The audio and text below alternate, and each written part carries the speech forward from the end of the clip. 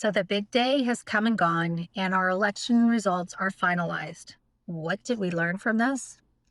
Well, we learned that a lot of people don't recognize how important those local races are because the municipalities use them as the opportunity for a low turnout to push their agenda and for all of the votes to pass. So this is not a partisan issue. This is talking about those local levies that affect our property taxes. And with all of the push that we've had to try to abolish property taxes going on, I am absolutely blown away at the results of these local elections. So as an example, Montgomery County has 356,000 registered voters, and only less than 25% actually showed up to make their votes. So even more concerning than that is that those that did show up were supporting the levies for the most part. There are some that did show up and make the right votes. So if you are one of the proponents for abolishing property taxes, or maybe you're one of those households that's feeling the pinch because of the increase to your property taxes, did you do your part? Did you vote no? Because the numbers are saying that did not necessarily happen. So we're just going to look at a few of these levies that were on the ballot, and depending on what community you actually live in, we'll dial this down. The biggest item that was on the ballot was the Montgomery County Health and Human Services. That was a renewal levy for the 6.03 mills and another 8 years. This passed by a rather large margin of a 70% to 30%. For those that live in the city of Dayton, an additional 1 mill construction and maintenance for public hospital for the next 10 years passed by a large margin of 58% to 41%. And while you think that is a large margin, let me just say that's a difference of less than 3,000 votes. But something that I know was much needed in the Dayton area, and they were very concerned about health care and services being available. So the people who want that showed up and made sure that their vote was counted. But as an example, the city of Union had an additional 1% income tax on the ballot. The people did show up there with 1,365 votes actually cast. They voted this down. They were against the income tax by 68%, and they were able to vote that down. But as a comparison, Verona had an additional 4 mills on the ballot for their fire, and this tax levy, 6 people voted yes and 4 people voted no. So Verona with only 10 people showing up. But what's really even more strange is that they had an additional for 1 mill for the next 5 years, and 8 people voted to support it against the 2 who did not. So it's very confusing when on our ballots there is a vote that's a renewal and then a vote for an additional or new language, and people get confused. And that's what the municipalities try to do. We'll put it on there twice, maybe one will pass. Hey, if we're lucky, maybe both will pass. And in this case, Verona, there were more levies that were passed that include the German Township for Park and Recreation, the renewal of a half mill for the additional 5 years, along with an additional 1 mill for 5 years. Again, 2 different ballots, but the same purpose. And the people voted in to renew, but voted out the additional. Jefferson Township Roads and Bridges had an additional 6 mills over the next 5 years, and the people turned up and voted this down.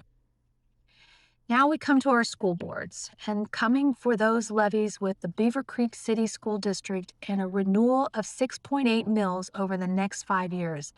This was a very tight ballot race with the renewal of 168 votes for versus 164 against. That's a difference of 4 people. 4 people, and that would have been a tie. 5, and you could have voted it down. I think that should come back for a revote, but maybe just a recount. Springboro Community City School District's bond issue of 2.8 mills for the next 37 years passed by a vote of 130 people against 48. People were voting on something for 37 years. Does that even make sense? Carlisle Local School District repeal 1% annual income tax vote. 149 people voted to repeal this, while 140 were against the repeal. This is very indicative of watching the wording on these votes. Repealing it means you don't want it, so we're kicking it out. And thankfully, they won in Carlisle Local School District. Jefferson Township Local School District had a 1% income tax for the next 3 years. 501 were for the tax, but 752 said, nope, no thank you, that fails. The New Lebanon School District had a renewal of a 0.5% income tax for the next 5 years. 578 people voted for the tax and 523 voted against. This one passed. Preble Shawnee Local School District renewal of 0.75% income tax over the next 5 years, and 13 people voted for the tax and 40 people voted against it, so that levy also failed. You see, less than 100 people are showing up in some of these instances, and they are making the decision, yes or no, as to how your property taxes are going to be affected. This is why we try to give information ahead of the votes coming up, that local voting matters. Those municipalities use this to their benefit to get levies to pass, because they all know 10 or 20 people who will show up and vote for or against what it is that benefits the purpose of raising more money, right? And so we, the people, have to do our due diligence and say, what is the mean when I say yes? Is it really a yes? Or is it a yes but no? Or is it a yes but hey, it doesn't make a difference anyway? We have to educate ourselves, but more importantly, we have to show up when those votes are needed.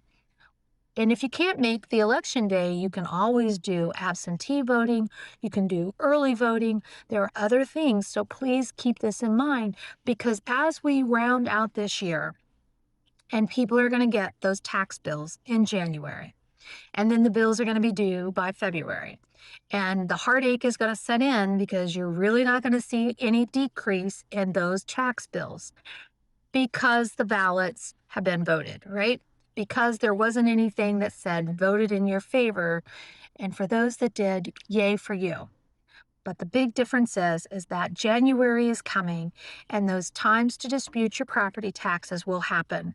And if you need help, we're here to assist. If you want more advice, feel free to reach out. And more importantly, be prepared, because when we certify those names that have signed the petition to abolish the property taxes, we're coming on the ballot and we're heading for May midterms, which means we need everybody to show up. We want record numbers to come out and make the voices heard when it is concerning these property taxes and what we really want to see happen. So I thank you for your support. Sorry for the rant, but just want to make sure you understand now the votes are over. They have been counted. And for some of us, unfortunately, it means our property taxes aren't going to go down.